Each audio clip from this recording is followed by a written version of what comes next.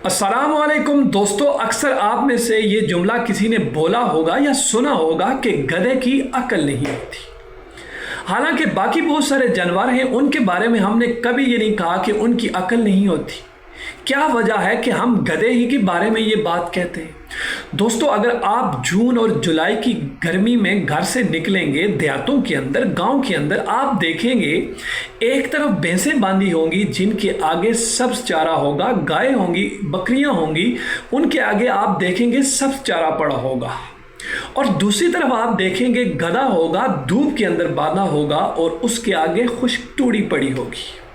और गाय और बकरी भैंसों के साथ धुआं भी लगा होगा कि कहीं उन्हें मच्छर और मक्खियां तंग ना करें।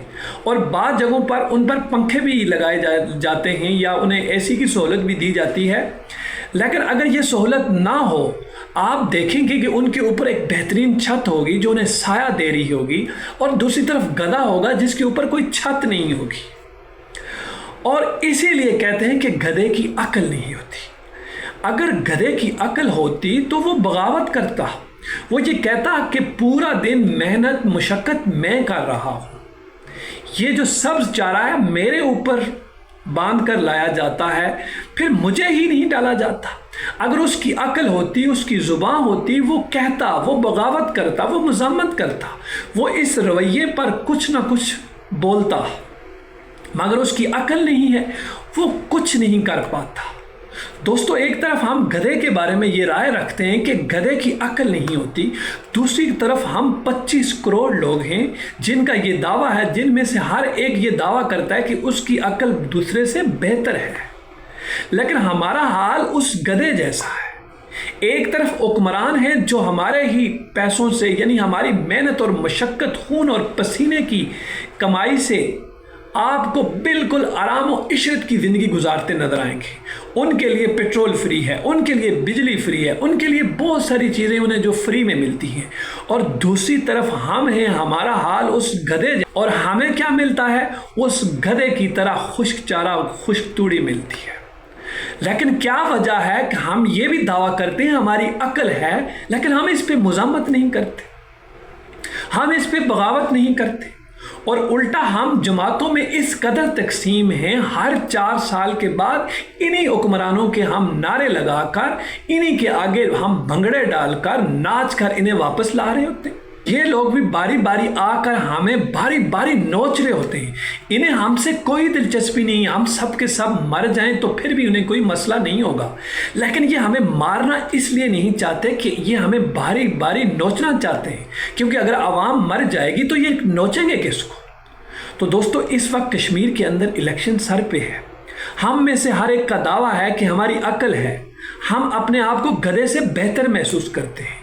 तो उन नुमाइंदों को चुनिए जिन्हें कल ये कहना ना पड़े कि हमारे मसाइल का हल कीजिए, जो खुद ही हमारे खिदमतगार हों, जो खुद ही हमारे मसाइल को हल कर दें। और अपने अंदर, उस गधे के अंदर फ़र्क कीजिए कि जिसके बारे में आप खुद मिसाल देते हैं गधे की अक्ल नहीं होती। अगर हमारी अक्ल है तो हम सोचें, फ़िक्र करें, तफक्कर करें, तदब्बर करें, हम गधे से बेहतर हैं। क्यों हम मेहनत करते हैं, मुशक्कत करते हैं, हर मुश्किल का सामना हमें ही करना होता है।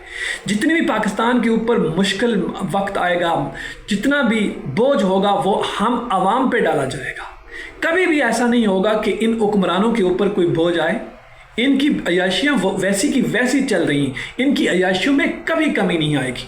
आज तक 75 सालों में जितनी भी हुकूमतें आई, जिस पार्टी की आई, कभी भी आपने ऐसा नहीं देखा होगा कि किसी पार्टी की हुक्मरानों ने खुद ऐशो इशरत की ज़िंदगी ना जी हो और आवाम को ऐशो इशरत कराई हो। आवाम इसी तरह जी जी के मर रही है और मर मर के जी रही है। ये हुक्मरान अयाशी कर रहे हैं, लेकिन हमारा हाल उस गधे जैसा है कि जिसके ऊपर सब कुछ लाद के लाया जाता है, मगर उसी के आगे खुश्क तूड़ी डाली जाती है और बाकी जानवरों के आगे सब्ज चारा डाला जाता है। तो दोस्तों, अपने अंदर और गधे के अंदर फ़र्क ज़ाहिर कीजिए। आने वाले इलेक्शन के अंदर, ख़ासकर कश्मीर के अंदर, ये फ़र्क नज़र आए।